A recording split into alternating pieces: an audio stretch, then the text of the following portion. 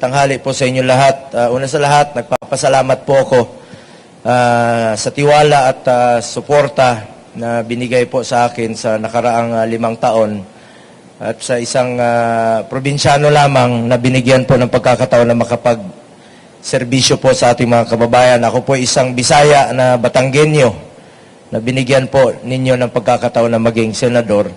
Ngayon, habang ako ay nagsusumite sa aking certificate of candidacy para sa darating na senatorial elections, nais ko rin pong ibahagi sa inyo ang aking mga advokasya at ang aking nagawa bilang inyong senador sa nakaraang mahigit 5 taon.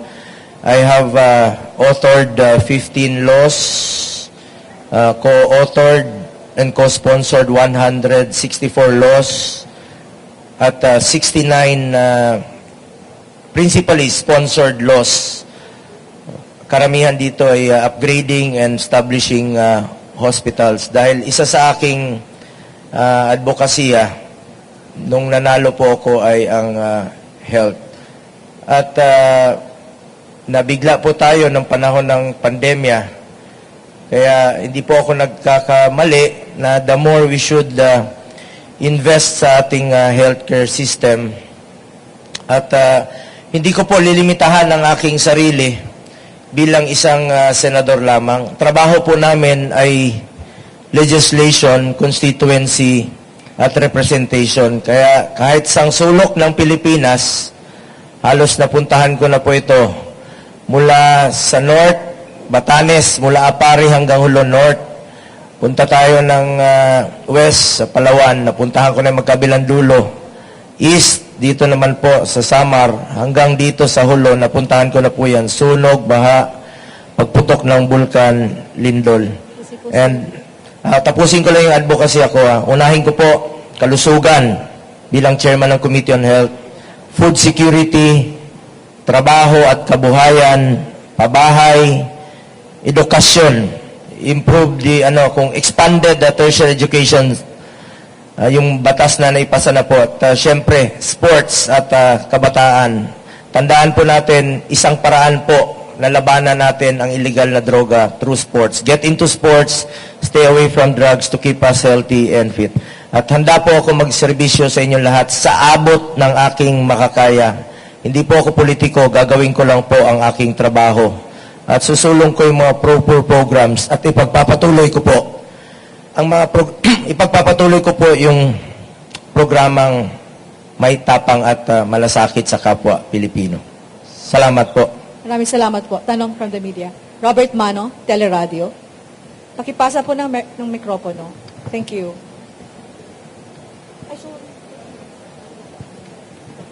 Hi sir, magandang umaga po. Morning. Sir, bago kayo nag-file ng Certificate of Candidacy, nagkaroon ba kayo ng tsansa na makausap ang dating Pangulo natin? At kung nakapag-usap po kayo, ano yung napag-usapan ninyo? May bilin po ba? And another one, sabi po ni Senator Bato kanina, may grand demolition job sa mga Duterte at sa mga kakampi niya. Kung ganun po yung situation, will you still seek endorsement from the former President at kay Vice President Sara Duterte? Alam nyo, isa lang po hindi po siya nakikialam sa trabaho namin. Ever since, alam ni Senator Bato yan. Isa lang, noon, before pa ako naging senador, at nung naging senador ako, isa lang sinabi niya sa akin, gawin mo lang yung tama. Just do what is right. Umikot ka lang sa tama. Hindi ka magkakamali dyan. At ako, yung aking mga programa, at ang aking legislative agenda, ito pong mga pro-poor programs, yung makakatulong sa mga kababayan nating mahirap, especially sa health. At sa ngayon po, according to DOH, more than 15 million Filipinos na po ang natulungan ng malasakit centers. Magkakaroon po ng mahigit 6 na super health centers. Isang paraan po ito na ilapit natin ng serbisyo medikal sa ating mga kababayan. At isa rin po sa batas na ako ang principal sponsor at author, itong Regional Specialty Center. Halimbawa, yung mga heart center, kidney center. Ito po yung mga programa rin po ng present administration, itong Regional Specialty Center, na palawakin pa yung serbisyo medical. Ang hirap po sa amin, buhay ng mula sa probinsya na wala pong access sa medical, yung pagpapaopera sa puso, kidney transplant, lung, cancer. Mahirap po sa probinsya. Malayo, wala silang kamag-anak rito. Kaya unahin ko yung mga pro-poor programs ng gobyerno. Ako, sumusuporta po ako sa mga programa po ng gobyerno na makakatulong po sa mga mahirap, sa mga pasyenteng mahirap po. Ngayon sa tanong mo kanina about President Duterte, from time to time, nakakausap ko naman po siya, but more on personal. Dahil sa politika po, hindi po niya kami pinapakialaman at ang sinasabi lang niya, gawin mo lang yung tama. And of course, I'm running under PDP. Chairman po namin si Pangulong Duterte. At yung mga aming mga programang isusulong ay naayon rin po sa mga magagandang programa niya noon na gusto namin ipagpatuloy na may tapang at malasakit sa kapwa Pilipino. May magagandang programa noon, kita niyo naman po. Ito pong mga build programs niya na napapakinabangan na po ng ating mga kababayan sa ngayon. Kita niyo naman ngayon, nababawasan yung traffic. Traffic pa rin tayo, pero kahit pa paano, may alternative routes na po tayo. Yun pong Panggil Bridge.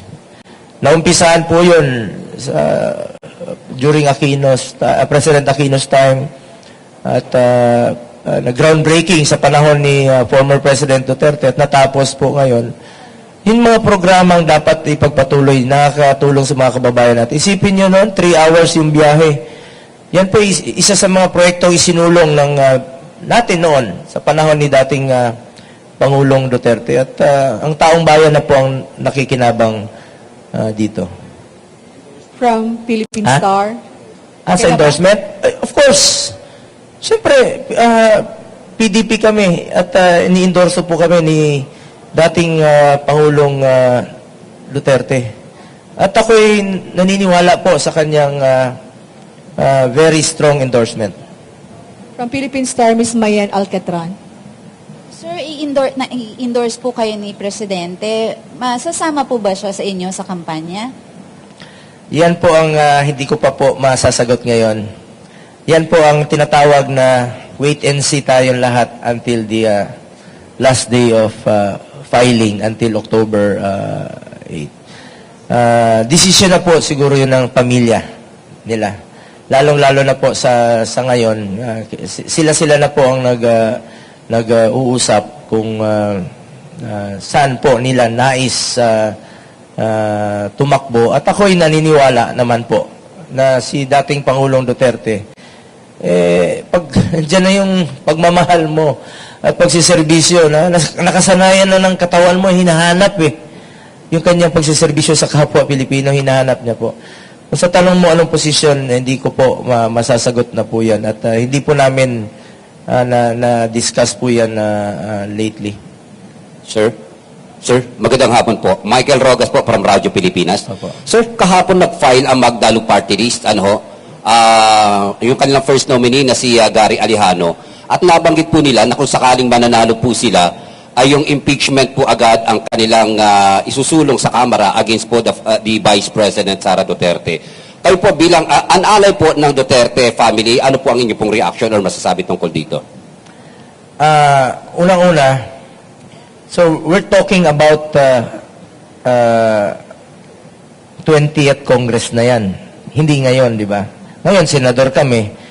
So pag-uusapan yan, may lower house, yun ang proseso Kung dadaan sa kanila, at kung dadaan naman po sa amin, dadaan po yan sa pagbubusisi, ebidensya. Kaya nga po tayo may check and balances sa gobyerno.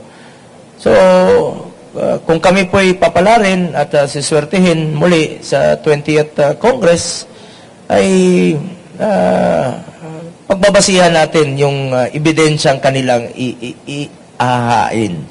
At ako naman po naniniwala na nag-serbisyo po si Vice President ng kanyang katapatan sa panunungkulan niya bilang Vice Presidente. Marami naman po siyang magagandang programa na nais niya pong makamit at gustong gawin. na ako mismo bilang senador ngayong 19 Congress ay ating sinusuportahan. Lalong-lalo na po yung makakatulong sa mga kababayan nating mahirap. Marami sa mga programa na tulong, mga libreng sakay, tulong sa mga pasyente. Ilan lang po yun sa dapat na gawin po ng isang public servant. Tulungan yung Pilipino nang walang halong politika. Okay, last question. Mon Galvez, TV5. Good afternoon, Senator Mon Gualvez po sa TV5. Sir, actually, just to reiterate lang yung question kanina, that marami hong mga demolition job that were mentioned no, against the allies and the Dutertes. Do you still believe sa tinatawag ko na Duterte magic para ho manalo kayo ng mga inendorso ho niya? Kaya po kami nandito sa PDP Laban dahil naniniwala po kami sa liderato at nagawa ni dating Pangulong Duterte para sa taong bayan. Hayaan na po natin ang taong bayan ang humusga. Kaya po tayo may eleksyon pagdating ng panahon. Mga kababayan ko, kayo na pong humusga kung sa tingin ninyong nakatulong po sa inyo ang mga programa niya noong 2016 up to 2022. Yung mga build programs, yung kampanya niya against criminality. Kung nakakalakad ho ba ang inyong anak na hindi nasasaktan at nababastos, kayo na pong humusga. Kaya po tayo may election, will of the people. Antayin na lang po natin kung ano pong kagustuhan at sa darating na election. Ako, naniniwala po ako na pagmahal ka ng tao at alam nilang nagsiservisyo ka ng buong katapatan at pag may mamalasakit sa Pilipino, sila na po ang huhusga para sa inyo at hindi ka nila malilimutan. Alam po ng Pilipino yan. Kaya na sinabi ni Bato kanina, yung inaapi, alam ng Pilipino sinong inaapi. Alam ng Pilipino sino ang nagtatrabaho. Alam ng Pilipino kung sino yung hindi tamad. Importante rito, meron silang malapitan at meron silang matakbuhan. Ulitin ko, alam naman po ng Pilipino for the past 5 years, 6 years, ako po yung nagtatrabaho para po sa kanilang lahat. Sa abot ng aking makakaya. Kung kasipagan lang pong pag-uusapan, yan po pwede kong ipagmalaki sa inyong lahat ang aking kasipagan at pagmamalasakit sa kapwa Pilipino. Wala pong masasayang na oras. Walang masasayang sa tiwalang binigay niyo po sa akin. Dahil magsiservisyo po ako sa inyo. Dahil ako po ay naniniwala na ang serbisyo po sa tao, serbisyo po yan sa Panginoon. Maraming salamat Okay, po. maraming salamat po, Senator Go.